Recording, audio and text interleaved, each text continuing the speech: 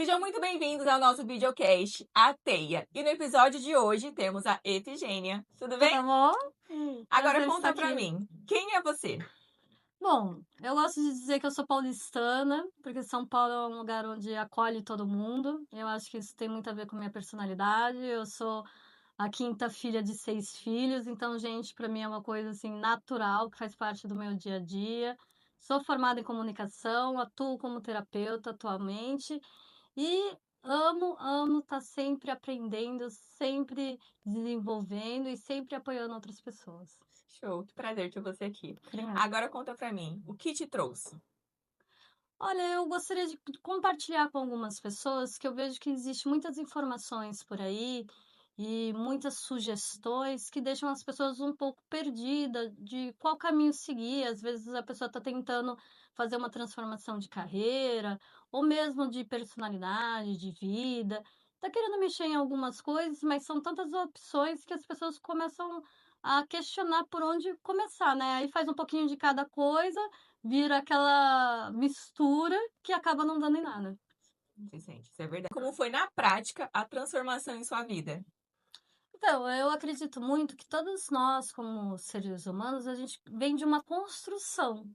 Então, eu primeiro fiz a faculdade lá de propaganda e marketing, atuei muito tempo na parte de marketing, de negociação, de marcas, de brand, e por causa de uma situação na vida, eu comecei a trabalhar, tive a oportunidade de trabalhar num jornal que era especializado com terapias holísticas. E para que eu pudesse falar sobre essas terapias, para que eu pudesse fazer o anúncio, a propaganda sobre isso, eu tive que passar por alguns processos, algumas ferramentas terapêuticas que fizeram muito bem. Era um universo para mim totalmente novo, que estava se abrindo ali. Eu não entendia nada sobre energia, não entendia nada sobre tratamentos naturais. Eu sempre fiz meus tratamentos homeopatas.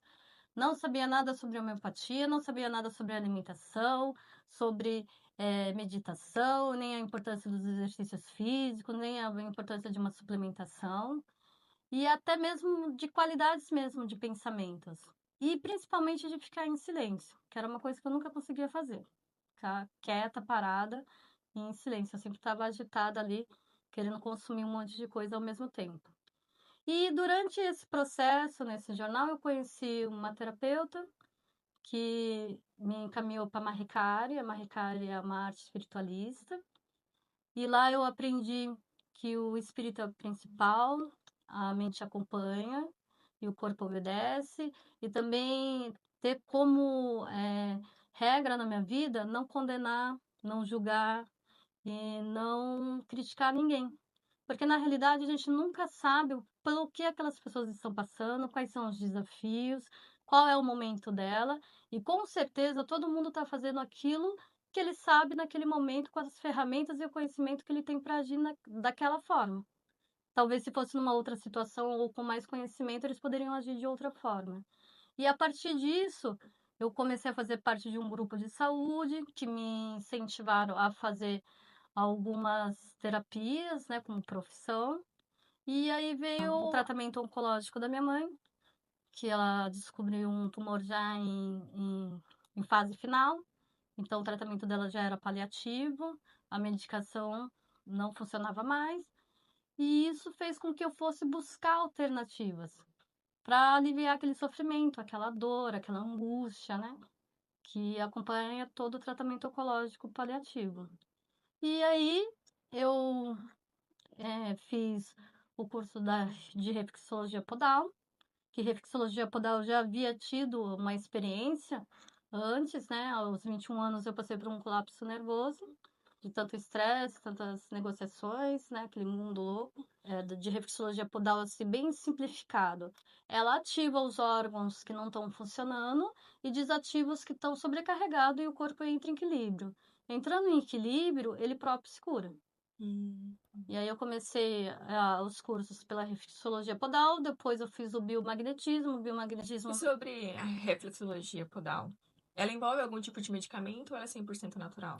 é 100% natural. Esses pontos são ativados na sola dos pés, porque na sola dos pés nós temos pontos reflexos de todos os órgãos do nosso corpo. Então, através do estímulo seja circular, pressiona por 1 minuto, isso ativa e desativa esses órgãos. A gente também consegue cuidar de sistemas e também consegue tratar a parte emocional da pessoa. E a partir daí eu fui fazer o biomagnetismo, porque o biomagnetismo ele equilibra o pH do sangue, né, o pH do ser humano. Trata também a parte emocional, que eu comecei a descobrir que muitas doenças vêm do fundo emocional, quase que todas. Era possível também fazer à distância. Essa era a grande possibilidade que o biomagnetismo traz. Eu poderia entrar na frequência Hertz da pessoa e tratar ela numa mesa imantada. Ela não precisaria mais estar pessoalmente, poderia estar de qualquer endereço. Existe idade mínima para poder fazer? Não. Tanto na reflexologia podal como no biomagnetismo pode ser feito até para bebês. É feito para animais também, é feito em plantas, então na casa. Então você consegue equilibrar a energia de todo o ambiente. E só que eu comecei a perceber que havia ali uma dificuldade, principalmente quando eu estava tratando minha mãe, por eu ser a filha caçula, de aceitação de algumas orientações. Porque é difícil a pessoa diferenciar o profissional da filha. E aí surgiu a análise corporal, né? Por quê? Porque você entendendo o funcionamento da pessoa, você se entendendo, sabendo quais são os pontos que levam você para a dor e quais são os pontos que levam você para o seu recurso, você também consegue ajudar outras pessoas. A análise corporal, ela vai estar te auxiliando a entender não só você, como é a sua personalidade, quais são os pontos que de bom que você tem, quais são os pontos a melhorar, como também a lidar com outras pessoas, né? A colocar limites, a entender como é que eu consigo conversar com essa pessoa de uma forma que ela consiga me entender. E principalmente a saber que algumas coisas não é que a pessoa está fazendo de pirraça, que ela está fazendo porque é você. Não, às vezes é da personalidade dela agir daquela forma. E às vezes é porque ela está na dor. É porque ela está passando por um conflito ali interno que ela não está sabendo resolver, se externalizar. E ela acaba descontando em pessoas que não têm nada a ver com aquele processo. E aí eu fui para análise corporal e dessa forma eu consegui fazer um conjunto de um tratamento. E depois que eu consegui unir essas 3 ferramentas, eu percebi que eu estava com uma coisa poderosa, um tratamento poderoso nas mãos e comecei a passar a fazer isso profissionalmente. Porque eu percebi que eu conseguia atuar no físico, no psicológico e também na personalidade, no comportamento daquela pessoa. De como que ela poderia melhorar, de como que para ela faria sentido aquele se tratar, se autocuidar, ter essa motivação. E o mais importante, não retornar, não regredir. Porque a partir do momento que você sabe quem você é, o que te leva para dor e o que te leva para o recurso, ninguém mais digita as regras para você. Então é possível descobrir isso. É possível descobrir isso, quais são suas dores, é possível descobrir como que você faz, e são métodos bem simples no dia a dia, da rotina, que tira você da inércia, tira você da dor, tira você da procrastinação e te leva para o seu recurso, para o seu melhor, e que te leva a fazer coisas que vão fazer bem para você e para quem está em volta de você, porque toda transformação começa em nós mesmos. E de repente você percebe que aquilo vai contagiando o ambiente. E vai reduzir, inclusive, os conflitos que existem. No trabalho, em casa. Exatamente. Você aplicando isso no trabalho, você vai saber, de acordo com a personalidade de cada funcionário seu, qual que é a função que seria melhor para ele, que melhor se encaixaria para ele. Qual que é a responsabilidade que você pode dar para ele ou não. E dentro de casa também, a mãe com os filhos. As mães com os filhos. A gente faz o mapa também da esposa com o marido, para saber quais são as semelhanças do casal, quais são os conflitos, o que gera conflito naquele relacionamento, como aquele relacionamento pode sair de um relacionamento que traz dor para um relacionamento que vai levar para o recurso, que vai ser mais satisfatório para ambos. E todos nós temos um desse. Todos nós somos a mistura desses traços. Nós vamos ter os 5 traços em porcentagens diferentes. Algumas pessoas têm picos de personalidades, ou pico de oralidade, pico de rigidez e assim por diante.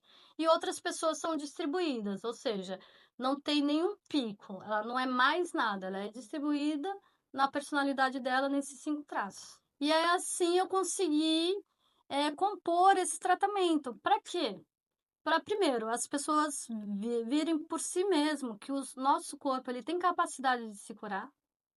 Segundo, que o que nos adoece é a gente tentar ser uma coisa que a gente não é tentar ficar imitando modelos de vida de outras pessoas que a gente nem conhece, nem sabe por que estão passando, quais são os desafios, nem sabe o histórico dessa pessoa, nem o trajetório. E a terceira coisa é aprender a cuidar do nosso corpo, a cuidar do nosso corpo como se fosse um templo, a ver a nossa alimentação, ver se a gente está tendo uma boa hidratação, a fazer exercícios físicos, a suportar o silêncio. Por exemplo, na Mahikali nós fazemos o Kyomi, que é essa oração que a gente faz para as pessoas, e elas têm que ficar 10 minutos em silêncio. Tem muitas pessoas que têm grande dificuldade de ficar 10 minutos de olhos fechados em silêncio. 10 minutos com você mesmo, para começar a se ouvir, a se sentir, a se permitir e a se autorregular. Hoje as pessoas têm muita dificuldade do autodomínio, porque elas não sabem quais são os limites delas e nem sabem qual é o limite do outro. E o seu tratamento, ele contribui com isso. A pessoa vai fazer uma autodescoberta. Exatamente. A pessoa vai se descobrir através desse tratamento, da análise corporal. Se houver algum trauma, algum problema emocional, a gente vai tratar com biomagnetismo. Se esses traumas e essa forma de vida for para o físico, a gente vai tratar com a reflexologia podal. Para quê? Para a pessoa auto se curar e poder florescer, poder conhecer qual é o seu extraordinário. Qual que é o seu propósito? O que que você queria fazer ali quando era criança que você achou que agora não dá mais tempo? Eu acho que também o mais interessante é que quando você começa a se autocurar, é infinito, né? É um processo, infinito, que você vai descobrindo, se descobrindo cada vez mais e vai se surpreendendo com você mesmo. E trata realmente a causa, que eu acho que é o mais importante, a causa ser tratada. Exatamente. E o mais importante ainda é você aprender a se apaixonar por si mesma. Aí você fala: "Nossa, eu consigo. Olha o que eu fiz". É você olhar e não acreditar naquilo que você é capaz, porque todos nós, todos os seres humanos são especiais. E todos nós viemos para contribuir no mundo, impactar o mundo de uma forma positiva. Eu gosto muito de trazer um exemplo aqui, que algumas pessoas, sendo fã, não sendo fã, tem coisas que a gente não pode negar, mas o Pelé, por exemplo. O Pelé parou uma guerra com o futebol. Então, sim, todos nós podemos impactar o mundo de uma forma positiva com o que a gente faz. Não precisa nada de especial, não precisa nada de incrível, não precisa fazer não sei quantas faculdades, ter não sei quantos cursos. Não, é com aquilo mesmo que você veio fazer no mundo. E aquilo vai fazer toda a diferença. E é muito bonito, é lindo de ver quando a pessoa se descobre, quando a pessoa nasce novamente, quando a pessoa está certa daquilo que ela quer e de quem ela é, principalmente. E quando você fala do recurso, é que cada um tem como se fosse uma capacidade especial. Exatamente. Por exemplo, são 5 tipos de personalidade. Tem o esquizoide, o oral, o masoquista, o psicopata e o rígido. O esquizoide, o recurso dele é a criatividade. Eles são muito criativos, eles são muito do mundo do pensar. E a dor dele é a dor da rejeição. Então, eles têm muito medo de ser rejeitados. E isso paralisa eles. O oral, ele fala muito bem, ele conecta muito bem, ele é comunicativo e ele consegue ter muitas pessoas em volta, reunir muitas pessoas em volta dele, consegue ter uma relação muito boa com crianças, com os animais, só que a dor dele é o abandono. Então, se ele sentir que ele vai ser abandonado, ou ele abandona primeiro, ou ele começa a ficar muito inseguro e começa a se tornar uma pessoa emocionalmente cansativa, fica muito dependente emocional. No caso do masoquista, o grande recurso dele é a organização. Então, ele consegue prever ali o que pode dar errado, ele consegue colocar uma lista, consegue planejar tudo que pode acontecer para ele e para outras pessoas. E ele também tem muita força, força emocional, para aguentar todos os tipos de estresse, todo tipo de demanda. Só que a grande dor dele é a humilhação. Então ele não gosta de ser exposto, para quê? Para que não seja humilhado. Então é uma coisa que paralisa ele. E o psicopata, ele é um grande negociador, ele é um grande, ele consegue também conciliar as pessoas, consegue fazer uma negociação de ganha e ganha, ou seja, se nós temos aqui uma disputa e não estamos conseguindo chegar num acordo, essa pessoa com a personalidade psicopata, ela vai conseguir chegar numa solução que seja boa para mim, para você e para ele, seja boa para o conjunto. E ele também sabe muito bem precificar as coisas, sabe o valor de cada coisa. Só que a grande dor dele é a manipulação, que é uma coisa que vai deixar ele congelado. Se ele sentir que ele está sendo ali manipulado, ou se ele não conseguir entender o que ele está ganhando com aquilo. E aí passamos para o rígido. O rígido é uma pessoa que o corpo dela, físico, ele contribui muito para a eficiência dela. Ou seja, é uma pessoa que tem grande disposição, é uma pessoa que vai ter energia de sobra, é uma pessoa que vai estar proativa, ela vai puxar o time, ela é uma pessoa que não aceita segundo lugar, então ela quer sempre fazer o melhor, ela sempre vai estar em primeiro lugar, ela sempre vai aqui se propor, ela não vai sair do escopo dela, do planejamento dela, até conseguir, até chegar naquele lugar que ela planejou, que ela traçou. Só que a grande dor dela é a traição, ou ser preterido, ou não ser suficiente para aquilo. Então são coisas que paralisam ela. Conta pra mim, qual é a maior sabotagem que impede as pessoas de se cuidarem, se curarem? Eu acredito que é ficar olhando o outro. É achar que porque pro outro dá certo. Ai, fulano é ciclista, então eu vou ser ciclista. Fulano corre, então eu vou correr. Ah, então agora eu vou fazer um banho de loja porque faz bem para ciclano. Ah, eu vou para várias festas, vou conhecer um monte de gente porque faz bem. Ah, faz bem eu entrar, sei lá, num aplicativo de relacionamento porque fulano entrou e deu certo para ele. É buscar soluções no outro. É olhar o jardim do vizinho como se ele fosse sempre mais verde que o seu. É não querer olhar para si, não querer se entender, não querer ver quais são as suas limitações e quais são também os seus recursos. O que você faz de bem, o que você faz de melhor, qual que seria a vida que faria sentido para você. Então você quer dizer que no fundo a gente sabe quando a vida não está indo bem? A gente sabe. E a gente sabe quando a gente está fazendo uma coisa e aquilo não dá certo para nós. Pode dar certo para o João, pode dar certo para a Patrícia, mas para a Efigênia não dá certo. Não me faz feliz, não me traz conforto, não traz transformações para mim, ou não traz progresso. E dentro do seu tratamento eu consigo descobrir isso. Sim, dentro do tratamento, o que eu tento fazer é um restart para a pessoa começar a se ouvir, a pessoa começar a dar importância aos seus limites, às suas vontades, ao que ela acha que realmente faz bem para ela e ao que ela acha que ela veio fazer no mundo. Não ao que o meu pai falou, que o médico disse, que o professor sempre me disse, que meus amigos me falam, ai, que meu marido, meu filho. Quem é você, tirando todas essas pessoas da sua volta? Quem sobra? Então é sobre isso. Vou dar um exemplo bem simples e bem rápido de uma paciente minha, que ela fez curso de enfermagem, aí se casou, teve filhos, virou dona de casa, se separou e estava nessa transição de vida. E o que ela mais queria era retornar ao casamento, porque ela tinha passado a vida toda casada, dentro de casa, cuidando dos filhos, né, como dona de casa. E depois desse processo, dessa descoberta, de entender quem ela era, de saber o que era a vontade dela, aonde começava ela e terminava os outros, ela se tornou escritora.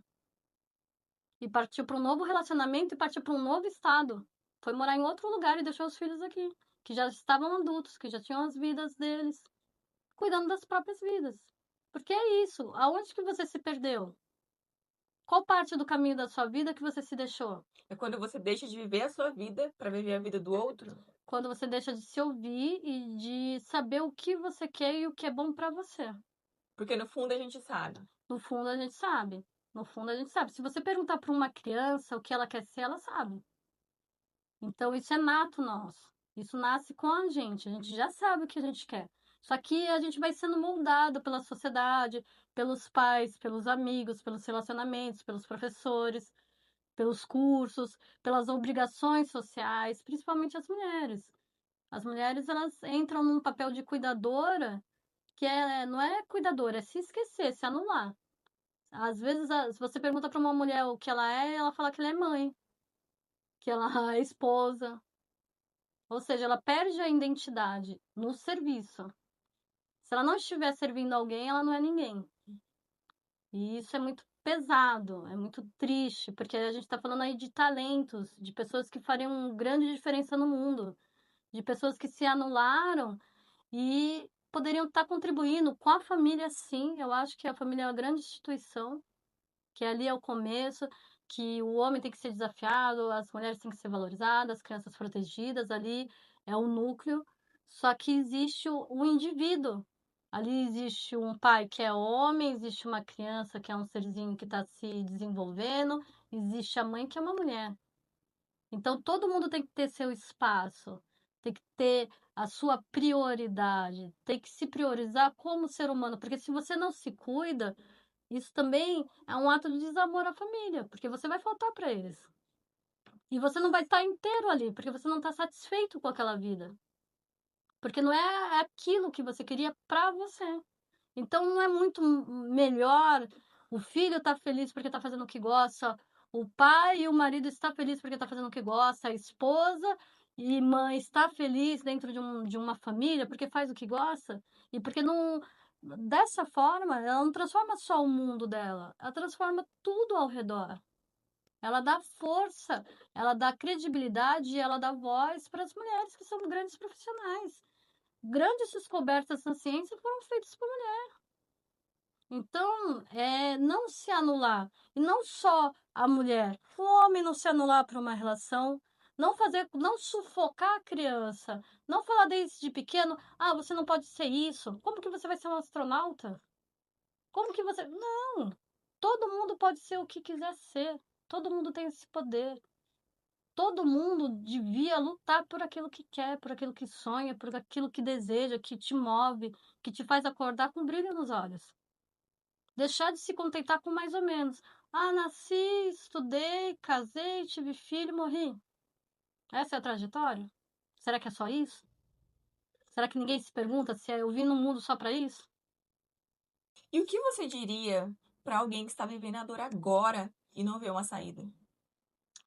Olha, é um conselho bem simples. Algumas pessoas vão achar até engraçado. Mas se você estiver parado, começa a se movimentar. E se você está procurando muitas soluções, correndo atrás de muitas coisas, para e vê e se olha antes de tomar qualquer decisão. Como a pessoa sabe que está pronta para começar um processo de autocura? Ninguém está pronto para começar um processo de autocura. Nós nascemos com esse processo já natural em nós. O que a gente precisa é descobrir o nosso caminho, que é através do autoconhecimento, através das terapias, através do autocuidado, de uma boa alimentação, de exercícios, de hidratação. Mas isso já vem conosco de fábrica, é nato, é Então é do um ser humano. processo. Não precisa esperar quando eu estiver naquela fase da minha vida eu irei fazer, é constante. É o tempo todo. É desde que nascemos. Desde que nos entendemos como indivíduo, a gente já está pronto. Eu recebi uma mensagem aqui no nosso chat que fala: a dor é uma mensagem e não uma punição. O que você acha disso? Eu acho que as pessoas se apegam demais à dor. E na realidade não deveria ser assim. Nós não precisamos chegar no caos, no fundo do poço, ficar dolorido, nem que seja tanto emocionalmente como fisicamente, não é necessário chegar a esse ponto. A dor é quando você já não está aguentando mais. Então nós temos que começar a normalizar, a nos cuidar e a nos olhar antes desse passo da dor. Por exemplo, você pode olhar para uma criança que você está vendo que está mudando ali o comportamento e começar a orientar essa criança.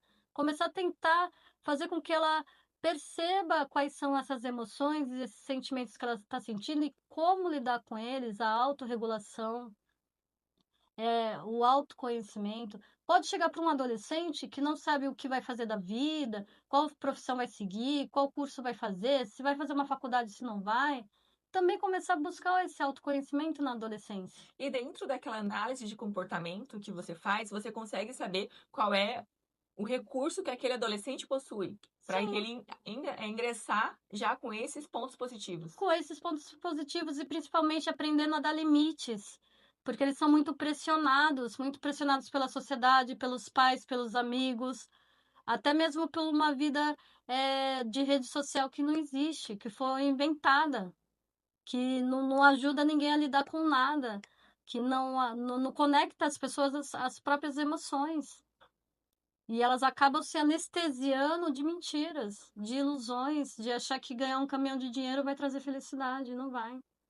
Que aquele vazio vai ser preenchido através de consumo, de ter. E você usar os recursos certos vai também te trazer dinheiro, só que com mais facilidade. Você evita uma trajetória de sofrimento por não se entender. Pode ser visto assim. Exatamente. Quando você encontra o seu propósito, quando você encontra aquilo que realmente te dá prazer, aquilo que faz você acordar todos os dias com vontade de viver, com vontade de fazer aquilo, todo o resto da sua vida se alinha, porque você vai ter prazer em viver. Você vai estar ali porque você quer, porque você gosta. Então, vem a prosperidade, vem a saúde, vem a abundância, vem relacionamentos saudáveis, porque você é uma pessoa feliz. Uma pessoa feliz, ela atrai relacionamentos saudáveis e ela trata as pessoas melhores, porque ela está num momento bom da vida dela.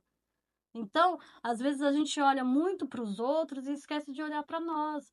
Às vezes nós fazemos uma lista de exigências antes de olhar se a gente está entregando realmente tudo aquilo que a gente está exigindo. Então, vamos nos olhar, nos melhorar, nos conhecer, aprender a dar limites para que os vínculos fiquem mais fortes, aprender a se desenvolver para não jogar uma frustração que é sua, pessoal, em outra pessoa, seja ela um relacionamento ou seja uma criança. Tem muitos pais aí colocando toda a frustração em cima de Para crianças. você que se identificou e gostaria de conhecer melhor o trabalho dela, vou deixar aqui o arroba, porque sim, é possível transformar a sua vida e viver o extraordinário.